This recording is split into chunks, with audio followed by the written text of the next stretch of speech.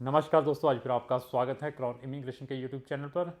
तो आज हम डिस्कस करेंगे कौन सी कंट्रीज़ हैं जो कि स्पाउस और डिपेंडेंट बच्चों को वीज़ा देती हैं, जिन इंटरनेशनल स्टूडेंट्स ने अपनी स्पाउस और इंडिपेंडेंट बच्चों को साथ में अकम्पनी करना है, उसके बारे में हमारी ये डिस्कशंस रहेगी। तो सबसे पहले जो प्रमोटेड कंट्री हैं, जो मार्केट के अंदर बहुत ज़्यादा चलती हैं, जहाँ पर हमारे इंटरनेशनल स्टूडेंट्स विद स्पाउस और डिपेंडेंट बच्चों के साथ अप्लाई करते हैं, नंबर 1 है यूके। तो दूसरे नंबर पे हम बात करें तो वो ऑस्ट्रेलिया है, थर्ड नंबर पर न्यूजीलैंड है। तो दूसरी साइड हम बात करें, फोर्थ नंबर पर यूएसए है। यहाँ पर हमारे इंटरनेशनल स्टूडेंट्स अपने स्पाउस और डिपेंडेंट बच्चों के साथ जा सकते हैं। तो अभी हमारे पास और भी कुछ कंट्रीज़ हैं। ये कंट्रीज़ तो आम प्रमोट करते हैं सभी कंसल्टेंट। मैं फिर उन कंट्रीज़ के बारे में रिपीट कर दूँ। यूके है, ऑस्ट्रेलिया, न्यूजीलैंड है और यूएसए हैं। इन कंट्रीज़ को हर एक कंसल्टेंट प्रमोट करता है। लेकिन क्रॉन इमिग्रेशन आने के बाद हम इंटरनेशनल स्टूडेंट्स के लिए और भी बहुत सारे ऑप्शंस लेकर आए हैं। इन कंट्रीज़ में भी आप अपने स्पाउस और डिपेंडेंट बच्चों के साथ वहाँ पर अकम्पनी कर सकते हैं। इवन इन कंट्रीज़ में कुछ कंट्रीज़ ऐसी हैं जो कि इंटरनेशनल स्टूडेंट्स और डिपेंडेंट बच्चों और स्पाउस को फ्री मेडिकल फैसिलिटीज़ प्रोवाइड करती हैं, एज वेल एज़ हमारे पास कुछ ऐसी कंट्रीज़ हैं जो कि डिपेंडेंट बच्चों को वहाँ की आप स्टडी भी फ्री ऑफ कॉस्ट ले सकते हैं अपने डिपेंडेंट बच्चों की। और जो आपके साथ स्पाउस और कंपनी करता है वो वहाँ पर फुल टाइम वर्क कर सकता है, जहाँ अपना बिजनेस स्टार्ट कर सकता है। ऐसी कंट्रीज़ हैं हमारे पास। इवन उन कंट्रीज़ में जाने के बाद आप उस वीज़ा के ऊपर मोर देन 40 से 50 कंट्री एक्सेस कर सकते हैं एक वीज़ा के ऊपर। तो उनके बारे में हम डिस्कस करेंगे, क्योंकि ये जो चीज़ें हैं और कोई भी कंसल्टेंट या और कोई भी पर्सन डील नहीं करता, जो चीज़ें हम ये लेकर आए हैं। तो सबसे पहले हम स्कैंडिनेवियन कंट्रीज़ की बात करेंगे।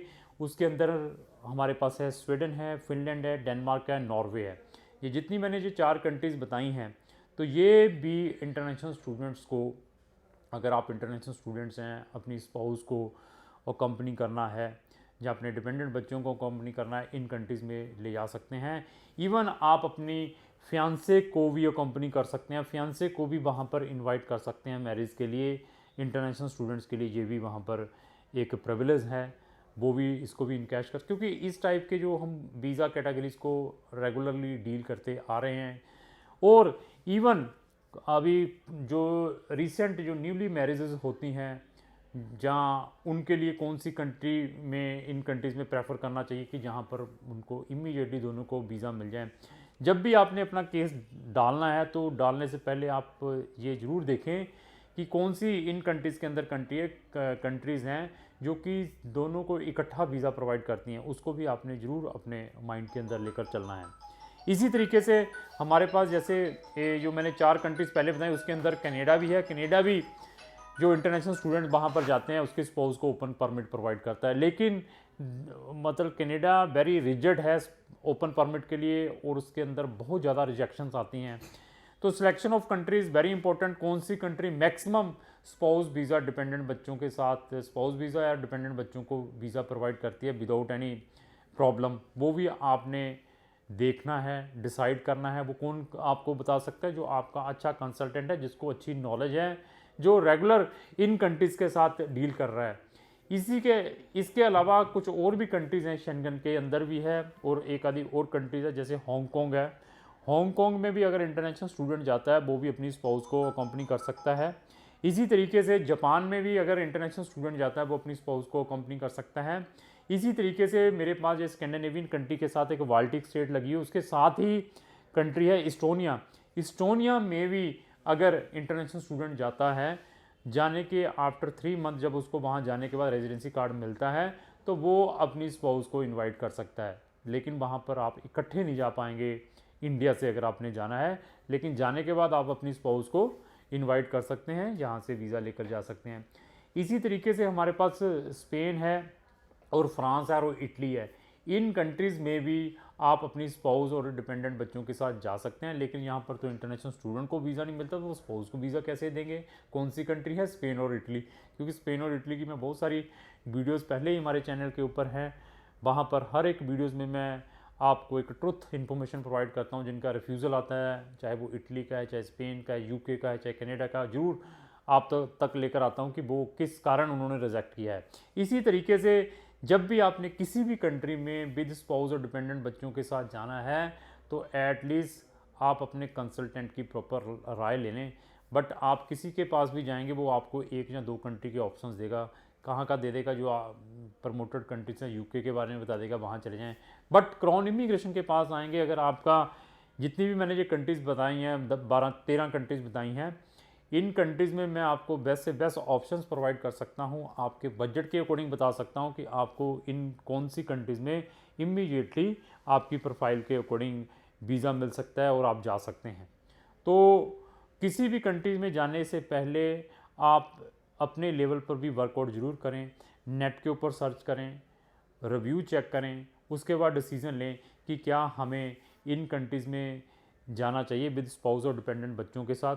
और साथ में ये भी देखें कि वहाँ की सेटलमेंट पॉलिसीज़ क्या हैं और इंटरनेशनल स्टूडेंट्स के लिए क्या बेनिफिट्स हैं, और जो स्पाउस कंपनी कर रहा है जहाँ डिपेंडेंट बच्चे जा रहे हैं उनके लिए क्या फैसिलिटीज़ हैं। अगर आप वहाँ जाकर बच्चे की प्लानिंग करते हैं, जैसे न्यूली मैरिड कपल जाते हैं, तो आपको कौन सी ऐसी कंट्री में जाना चाहिए जहाँ पर आपका बच्चा अगर बॉर्न होता है, आप इंटरनेशनल स्टूडेंट है, तो उसको इमीडिएटली कोई स्टेटस मिल जाए। क्योंकि मैक्सिमम कंट्रीज़ में क्या होता है, जैसे आप यूके में जाते हैं या ऑस्ट्रेलिया या न्यूजीलैंड में जाते हैं या यूएसए में जाते हैं, नहीं यूएसए को छोड़ के बाकी कंट्रीज़ में क्या होता है कि जो स्टेटस इंटरनेशनल स्टूडेंट्स का होता है तो वही स्टेटस न्यूली बॉर्न बच्चे को भी देते हैं। बट हमारे पास ऐसी भी कंट्रीज़ हैं, अगर आप वहाँ पर चले जाते हैं as a student with spouse के साथ, वहाँ जाकर बच्चा बॉर्न होता है तो आपके बच्चे को वहाँ पर इमीडिएटली भी सिटीजनशिप मिल सकती है। आफ्टर 1 ईयर भी आपके बच्चे को इमीडिएटली पासपोर्ट मिल सकता है। उस बेस के ऊपर भी आप अपने वहाँ पर पीआर ले सकते हैं। ऐसे ऐसे ऑप्शंस हैं क्राउन इमिग्रेशन के पास। इवन अगर आप शेंगन कंट्रीज़ में जाते हैं एज ए स्टूडेंट और स्पाउस और डिपेंडेंट बच्चों को लेकर, उस वीज़ा के ऊपर आप कम से कम 40 से ज़्यादा कंट्रीज़ को एक्सेस कर सकते हैं। शेंगन में अंदर 26 कंट्रीज़ हैं, इसी मुताबिक उनके साथ जितनी भी कुछ बाल्कन स्टेट है 6-7 कंट्री, उनमें आप एक्सेस कर सकते हैं विदाउट वीज़ा। इवन आपके पास अगर शेंगन का वैलिड वीज़ा है या शेंगन कंट्रीज़ की रेजिडेंसी परमिट है या यूरोपियन कंट्री की रेजिडेंसी परमिट है, तो you can access many of the South American countries without visa. तो वहाँ पर भी आपको मैं ऑप्शंस प्रोवाइड कर सकता हूँ। इवन मैक्सिको का वीज़ा भी आप लेने की ज़रूरत नहीं है अगर आपके पास शेंगन का वैलिड वीज़ा है। इवन अगर आपका बच्चा वहाँ जाके बॉर्न होता है तो उसके लिए डिफरेंट टाइप की फैसिलिटीज़ हैं। ब्राज़ील में पैदा होता है तो वहाँ पर भी directly they are giving the passport. तो वो ऐसे ऐसे आप देखो, अगर यूके में आप स्पाउस के साथ जाते हैं तो सिर्फ आपकी लिमिटेशन यूके तक है, लेकिन शेंगन कंट्रीज़ में जाते हैं यू कैन एक्सेस 40 कंट्रीज़। कहीं पर भी जाकर आप न्यूली बच्चे बॉर्न होता है तो आपको बहुत सारे बेनिफिट्स मिल सकते हैं। तो स्पाउस के साथ अगर स्टूडेंट ने अपनी स्पाउस और डिपेंडेंट बच्चों के साथ जाना है तो जाने से पहले आप 10 बार सोचें, प्रॉपर डिसीजन लें कि वहाँ जाने के बाद हमें क्या क्या बेनिफिट्स हो सकते हैं। क्योंकि जितने भी बच्चे हमारे स्पेशली पंजाब हरियाणा से जाते हैं या इंडिया से जाते हैं, उनका मैक्सिमम ऑप्शन यही रहता है कि वो उन कंट्रीज़ में जाएं जहाँ पर उनको सेटलमेंट पॉलिसीज़ मिलें कि पढ़ने के बाद वहाँ पर सेटल हो जाएं। तो यूके में सेटल के चांसेस बड़े निग्लिजिबल है। ऑस्ट्रेलिया में बहुत सारे बच्चे वापस आते हैं, न्यूजीलैंड से बहुत सारे बच्चे वापस आते हैं। तो कनाडा ओपन परमिट सब बच्चों को देता नहीं है, यूएसए से भी सब बच्चों को वापस ही आना पड़ता है, सेटलमेंट पॉलिसी नहीं है। शेंगन कंट्रीज़ के अंदर बहुत सारे ऑप्शंस हैं, यहाँ पर आप जाकर स्पाउस और डिपेंडेंट बच्चों के साथ सेटल हो सकते हैं। तो अगर आपने स्पाउस और डिपेंडेंट बच्चों के साथ हायर स्टडीज़ के लिए जाना है तो आप क्राउन इमिग्रेशन की ज़रूर राय लें। क्राउन इमिग्रेशन को हर एक कंट्रीज़ की पॉलिसीज़ के बारे में मालूम है, वीज़ाज़ के बारे में मालूम है, आपको एक अच्छी राय प्रोवाइड कर सकता है, उसके बाद आप डिसीजन लें। इसी तरीके से हमारे चैनल के ऊपर बहुत सारी वीडियोज़ हैं, 500 से ज़्यादा वीडियोज़ हैं डिफरेंट टॉपिक के ऊपर। उनको भी देखना चाहते हो तो हमारे चैनल को ब्राउज़ करके देख सकते हैं। और हमारे चैनल को जिन्होंने अभी तक सब्सक्राइब नहीं किया इमीडिएटली सब्सक्राइब करने, जिन्होंने अभी तक बेल आइकन को पुश नहीं किया वो भी बेल आइकन को पुश कर रहे हैं। लास्टली मेरी यही रिक्वेस्ट है कि